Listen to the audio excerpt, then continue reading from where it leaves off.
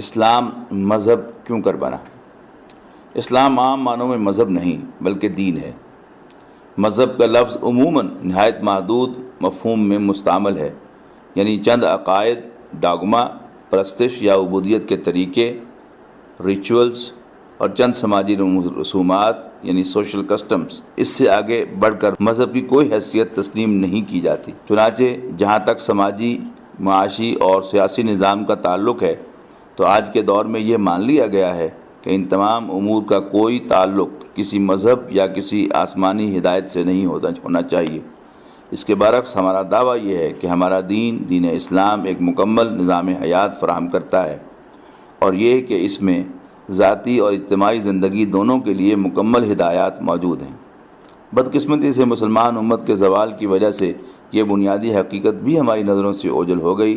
چنانچہ خلافت راشدہ کے بعد سے زوال کا جو عمل شروع ہوا وہ رفتہ رفتہ یہاں تک پہنچا کہ دین کا یہ مفہوم کہ وہ ہمیں ایک کامل سماجی، معاشی اور سیاسی نظام بھی فراہم کرتا ہے، ہمارے اجتماعی شعور سے محو ہو گیا، اور ہم اسلام کو بھی معروف معنوں میں صرف ایک مذہب سمجھنے لگے۔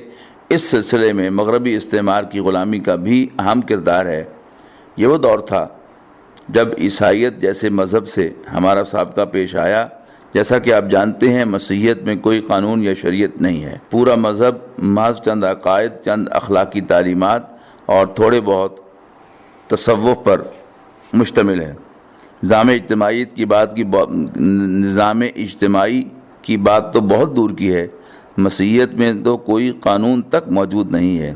مغرب کی غلامی کے دور میں ہم نے بھی یہی لفظ یعنی مذہب اختیار کر لیا، اور باوجود کہ اس کا اصل انطباق تو مسیحیت پر ہوتا ہے، ہم نے اسلام کو بھی ایک مذہب کہنا اور سمجھنا شروع کر دیا ہے۔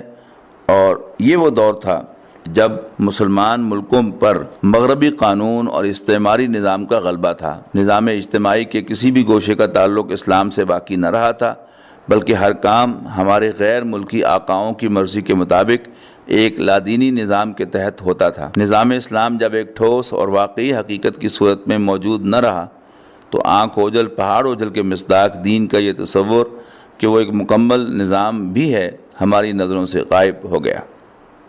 نوبت یہاں تک آ پہنچی کہ جب یہ کہا جاتا ہے کہ اسلام کا اپنا ایک مکمل اور قابل عمل سیاسی، سماجی اور معاشرتی نظام بھی ہے تو بہت سے مسلمان بھی چونک جاتے ہیں۔ صدیوں کی مسلسل زوال کا یہ نتیجہ نکلا کہ اسلام کا بحیثیت دین تصور ہی ہماری نظروں اوجھل ہو گیا۔ چنانچہ مغربی استعمار کی غلامی کے دور میں بھی ہم مسلمانوں کو عقائد، نماز، روزے، زکوٰۃ، حج وغیرہ کی پوری آزادی تھی۔ ہمیں اجازت تھی کہ بچے کی پیدائش پر عقیقہ کریں، شادی کے موقع پر نکاح کا طریقہ اختیار کریں، فوتیدگی کی صورت میں تجہیز و تکفین کریں۔ نتیجہ یہ ہوا کہ یہ تمام چیزیں، عقائد، عبادات، رسومات تو ہماری نظروں میں رہیں، لیکن چونکہ اس دور غلامی میں ہمارا سماجی، معاشی اور سیاسی نظام برقرار نہ رہا، لہذا اسلام کے یہ پہلو ہمارے اجتماعی شعور سے غائب ہو گئے۔